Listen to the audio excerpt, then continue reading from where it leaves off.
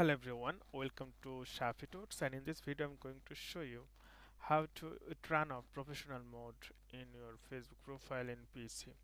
So I am going to open Google Chrome. You can use any browser you want, then search here facebook.com, then enter, and you can see it's your Facebook homepage. So now what you need to do, simply click here your account and then click on your name. So my profile already in professional mode, but now I want to show you how you can may turn off the professional mode.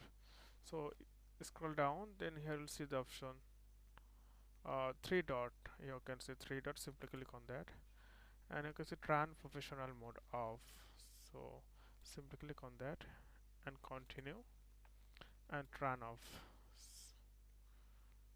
So now you can see my profile is now in normal mode.